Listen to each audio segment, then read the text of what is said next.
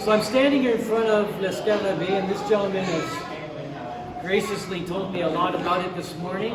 It's a replica of the plane that was, well, it first flew over Montreal, but an earlier model of the same plane was the first to fly the English Channel by Louis Blériot in 1909.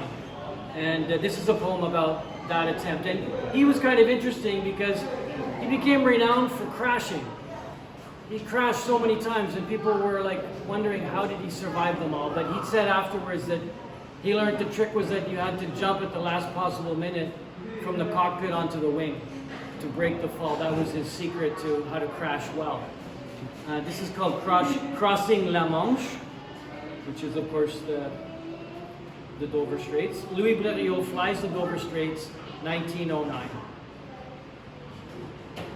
9 years, 10 planes, 50 accidents, 750,000 francs to learn the trick of crashing. A leap of faith from cockpit onto the wing at the last possible moment, breaking the fall as well as the wing.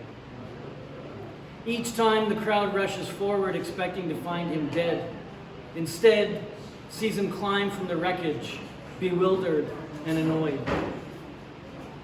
Now broke, he tries his luck one last time, gambling his wife's inheritance in a race across England's old defense from Calais to Dover, a last-ditch attempt to save his company with the 1,000-pound prize.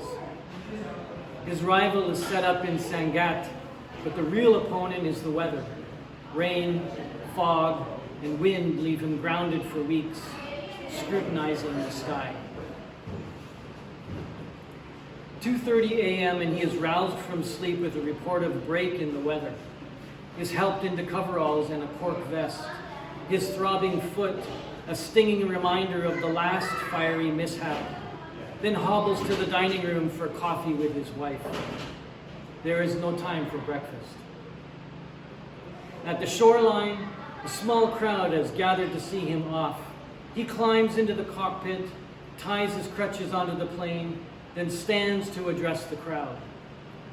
If I cannot walk, I will show the world I can fly.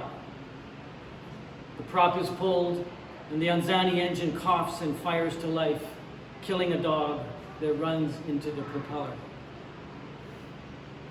Only now does this bad omen give him pause. He sits quietly in the cockpit, gazing out over the channel while 5 burly men hold back the straining plane.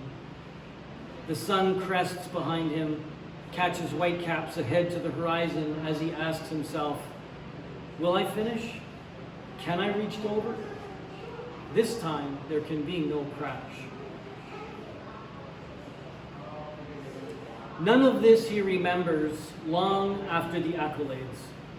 Not when he nearly clipped telegraph wires on takeoff.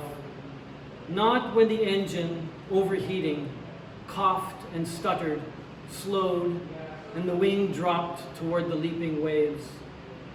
Not even when luck saved him once again with an unexpected shower that cooled the steaming engine so he did not ditch.